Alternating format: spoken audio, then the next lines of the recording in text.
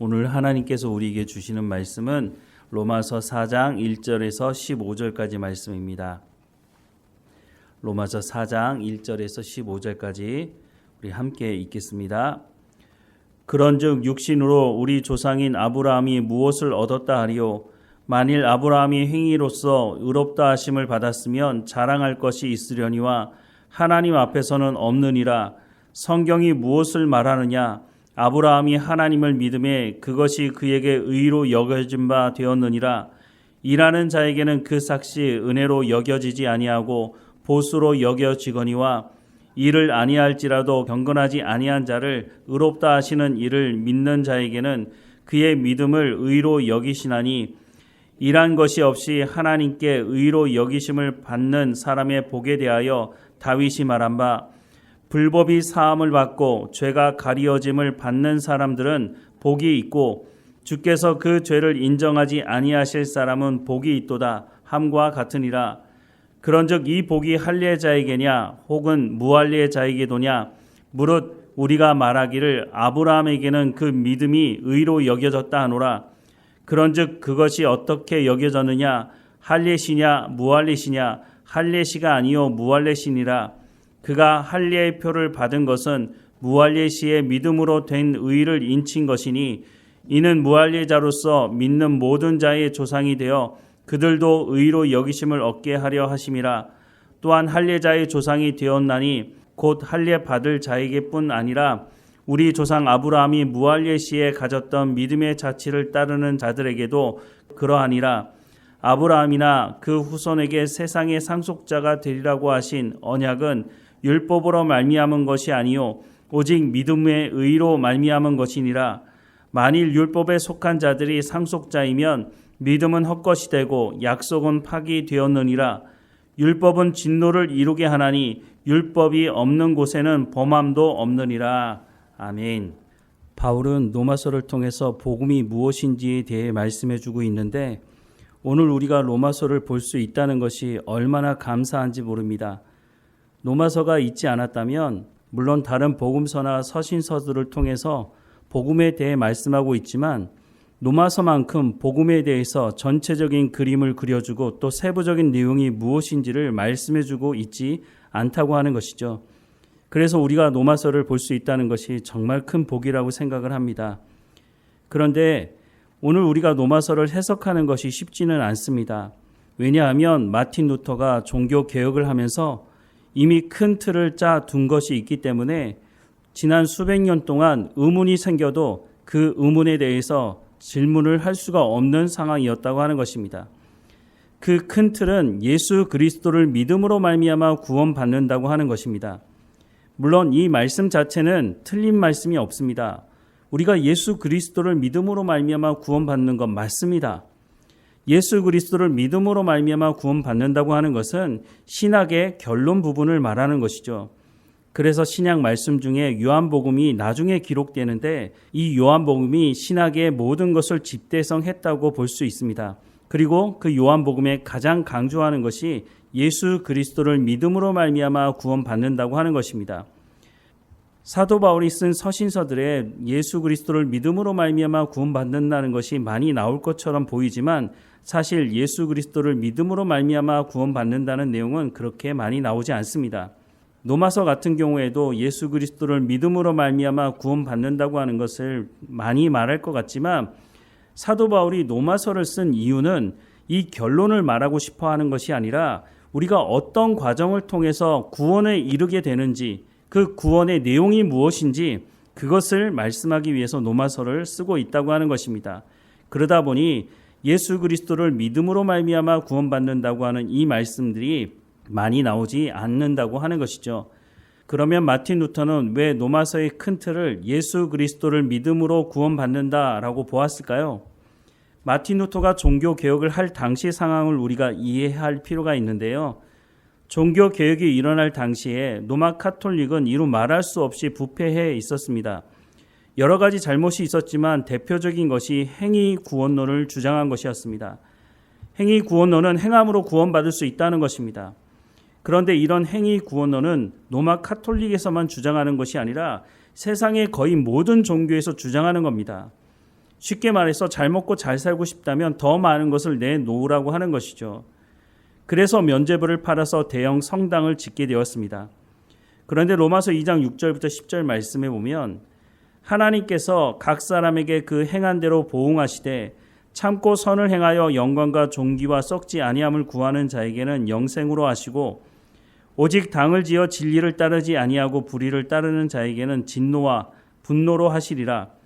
악을 행하는 각 사람의 영에는 환난과 공고가 있으리니 먼저는 유대인에게요 그리고 헬라인에게며 선을 행하는 각 사람에게는 영광과 존귀와 평강이 있으리니 먼저는 유대인에게요 그리고 헬라인에게라 라고 말씀을 하고 있습니다. 하나님께서 그 행한 대로 보응하신다. 하나님께서 그 행한 대로 심판하신다 라고 말씀을 하고 있습니다. 그 어떤 사람도 하나님의 심판으로부터 피할 수 있는 사람이 없음을 말씀하고 있는 것인데요. 그래서 로마서 3장 9절부터 12절 말씀을 보면 그러면 어떠하냐 우리는 나으냐 결코 아니라 유대인이나 헬라인이나 다 죄 아래 있다고 우리가 이미 선언하였느니라. 기록된 바 의인은 없나니 하나도 없으며 깨닫는 자도 없고 하나님을 찾는 자도 없고 다 치우쳐 함께 무익하게 되고 선을 행하는 자는 없나니 하나도 없도다 라고 말씀을 하고 있습니다. 행위로 구원받을 수 있는 사람이 없다는 것입니다. 하나님의 말씀을 온전히 지킴으로 구원받을 수 있는 사람이 없다고 분명히 말씀하고 있죠. 그런데 로마 카톨릭은 면죄부를 팔면서 돈으로 구원을 받을 수 있다라고 사람들을 속인 것이죠.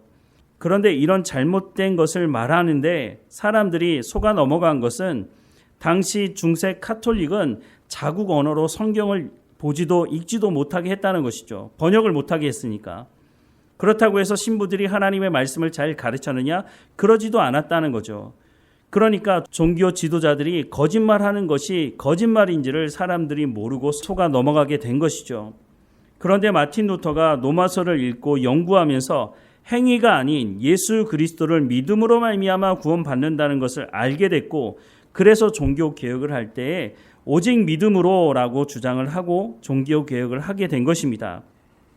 그러다 보니 로마서 3장 22절 말씀을 볼 때 예수 그리스도를 믿음으로 말미암아라고 번역할 수도 있고 예수 그리스도의 신실함으로 말미암아라고 번역할 수도 있는데 마틴 루터가 타락한 이 행위 구원론을 주장하는 중세 카톨릭을 반대하고 종교 개혁을 하다 보니 예수 그리스도의 신실함으로 말미암아라고 번역하기보다는 예수 그리스도를 믿음으로 말미암아라고 번역하는 것이 효과적이라고 생각을 했던 것이 아닌가 하는 생각을 합니다.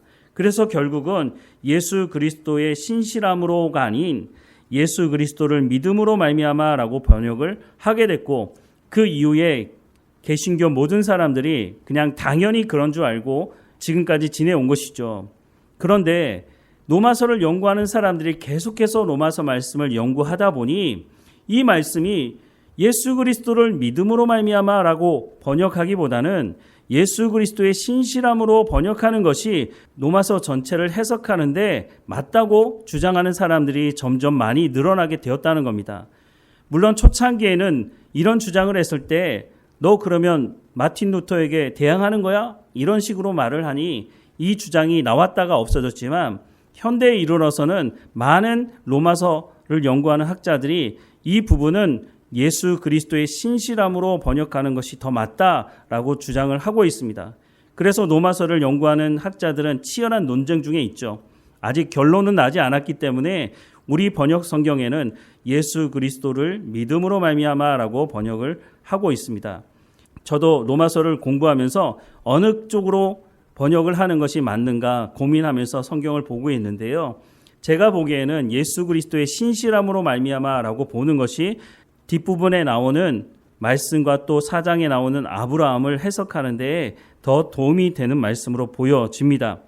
왜냐하면 예수 그리스도의 이 신실함, 즉 예수님이 하나님의 언약의 말씀을 믿고 그것을 드러내는 것을 신실함으로 표현을 하고 있는데요. 이 예수 그리스도의 신실함이 가장 잘 드러난 현장이 어디입니까? 바로 예수님께서 십자가에 못 박혀 죽으시는 그 현장입니다. 즉 예수님께서 하나님의 언약의 말씀을 이루기 위해서 이 땅에 오셨고 하나님의 언약의 말씀대로 이 땅에서 사셨고 예수님께서 십자가에 못 박혀 죽으신 것은 하나님께서 이미 구약의 선지자들과 하나님께서 말씀하신 그 언약의 말씀을 이루신 것이었습니다. 그래서 로마서 1장 17절에서는 하나님의 의가 나타났다라고 쓰고 있다고 설명을 드리지 않았습니까? 하나님의 의가 나타났다는 것은 하나님의 약속의 말씀이 이루어졌다는 겁니다. 누구를 통해서요? 예수님을 통해서. 그 예수님이 하나님의 언약의 말씀을 어디서 이루셨습니까? 십자가 위에서 죽으심으로 우리의 죄의 문제를 용서하시고 그 십자가 사건을 믿는 사람들을 부르시고 성령으로 예수 그리스도를 구주로 영접하게 하시고 하나님 자녀 삼으셔서 하나님과 친밀한 교제를 할 수 있도록 하시는 것. 이 모든 것이 바로 예수님의 그 신실함을 통해서 드러나게 되었다라고 말씀을 하고 있고, 로마서를 쓰고 있는 이 바울은 이 모든 것이 하나님께서 율법을 통한 구원이 아닌 다른 구원의 원리에 대해서 말씀하고 있는데, 그것이 바로 믿음의 법이라고 말씀을 하고 있다고 하는 것입니다. 그래서 로마서 3장 22절 말씀을 예수 그리스도의 신실함으로 번역을 할 때에 25절과 26절에 이 십자가 사건에 대해서 더 세세하게 기록을 하고 있는 거죠. 이 예수를 하나님이 그의 피로써 믿음으로 말미암아 화목제물로 세우셨으니 이는 하나님께서 길이 참으시는 중에 전에 지은 죄를 간과하심으로 자기의 의로우심을 나타내려 하심이니 곧 이때에 자기의 의로우심을 나타내사 자기도 의로우시며 또한 예수 믿는 자를 의롭다 하려 하심이라 라고 말씀을 하고 있죠. 이것이 십자가 사건을 통해서 이루어진 것 아닙니까? 화목제물, 바로 예수님께서 우리의 죄를 용서하시고 하나님과 화목된 관계를 이루기 위해서 십자가에서 죽으신 것, 그것이 뭐라고요? 예수님의 신실하심이 드러나는 현장이었다고 하는 것이죠. 자, 그러면 여기에 한 가지 질문을 할 필요가 있는데요.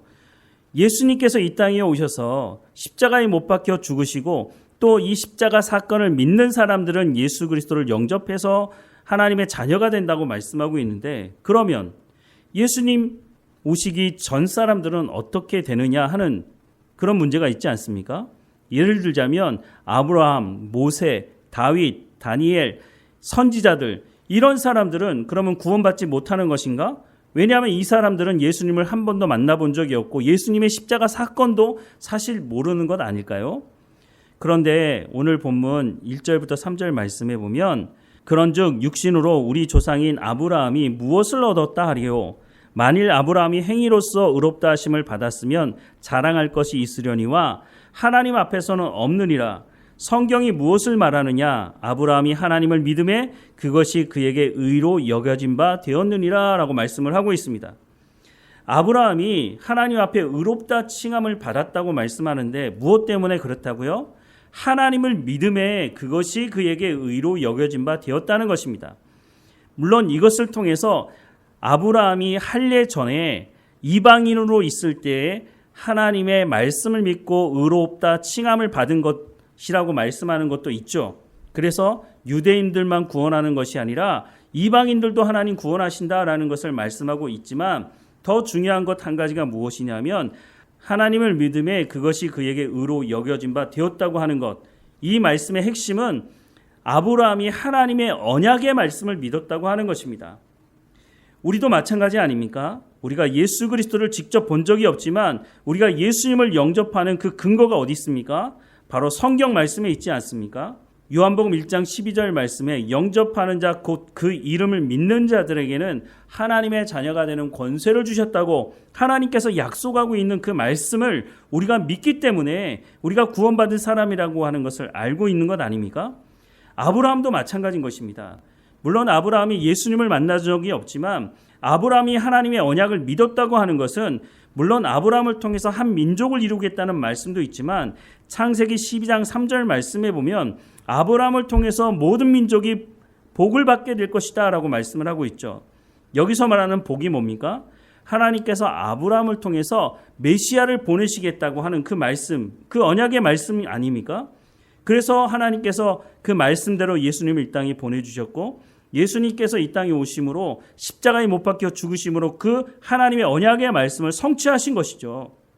그러니까 아브라함이 하나님을 믿었다, 하나님의 말씀을 믿었다고 하는 것은 바로 예수님이 오셔서 이 땅의 모든 죄의 문제를 해결하시고 우리를 구원하실 거라고 하는 그 약속의 말씀을 아브라함이 믿었다라고 말씀을 하고 있는 것이죠. 그러니까 예수님의 십자가 사건은 십자가 사건 이후에 태어나는 사람들에게도 영향이 있지만 하나님의 약속의 말씀이 십자가 사건을 통해서 이루어진 것이기 때문에 예수님이 십자가에서 죽으신 그 사건은 아브라함과 모세와 다윗과 구약시대의 믿음으로 살아갔던 사람들, 즉 하나님의 약속의 말씀을 믿고 살아갔던 사람들도 구원의 대상이 된다라고 말씀을 해주고 있는 것이죠. 바울은 로마서를 통해서 우리가 받은 구원, 우리가 듣게 되는 이 복음이 얼마나 깊고 얼마나 높고 얼마나 넓은지에 대해서 우리 가운데 설명해 주고 있다고 하는 것입니다. 어떤 분들은 복음하면 예수천당 불신지옥만 말합니다. 그거는 복음의 일부분일 뿐입니다. 그런데 예수천당 불신지옥 이것이 전부라고 생각하는 사람들, 로마서 말씀을 전혀 모르면서 이것만 복음이라고 말하는 사람들은 잘못하면 이원론에 빠져 살 수가 있다는 것입니다. 즉 세상은 더럽고 교회는 거룩하니 세상의 모든 삶을 포기하는 것이죠. 그런데 성경은 뭐라고 말씀합니까? 예수님께서 우리를 구원하시면서 너희는 세상으로 가라고 말씀하고 있지 않습니까? 세상에 가서 그리스도인다운 하나님의 백성다운 삶을 살라고 말씀합니다. 그래서 마태복음에도 보면 예수님께서 우리를 세상의 소금이라고 세상의 빛이라고 말씀하지 않습니까? 그래서 세상에 나가서 너희의 착한 행실을 통해서 세상 사람들이 하늘에 계신 너희 아버지께 영광을 돌리게 하라라고 말씀하고 있는 것입니다.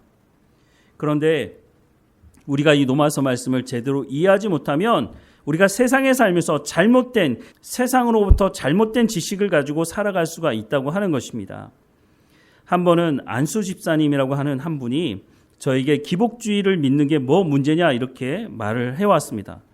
참 그 말을 듣고 너무너무 황당했는데요. 기복주의가 뭡니까? 기복주의는 자신의 이익, 자신의 성공, 자신의 부를 위해서만 지극정성을 다하는 것입니다. 하나님에게는 이런 것이 통하지 않습니다.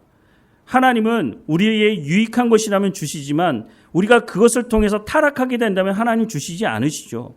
그런데 인간의 그 탐욕과 욕심은 한도 끝도 없어서 성공하고 싶어하고 더 많은 것을 가지기 위해서 하나님께 구하면 하나님은 그것을 다 주시지 않으니까 다른 우상을 만들어 놓고 지극정성을 다하는 것이죠. 나에게 복만 주면 된다는 겁니다. 나에게 성공만 주면 된다고 얘기하는 거죠. 그래서 결국은 아담과 하와가 어떻게 됐습니까? 그래서 아담과 하와가 그 탐욕 때문에 타락하게 된 겁니다. 이스라엘 백성들은 어땠습니까?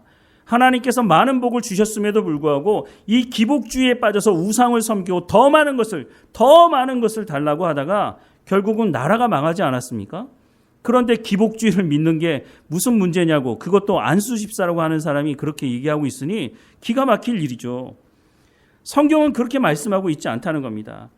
복음이 무엇인지를 우리가 제대로 알지 못하면 우리가 어떻게 구원을 받았고 우리가 어떤 과정 속에 하나님께서 우리를 구원하셨는지를 제대로 알지 못하면 이런 실수를 범할 수가 있게 된다고 하는 것입니다.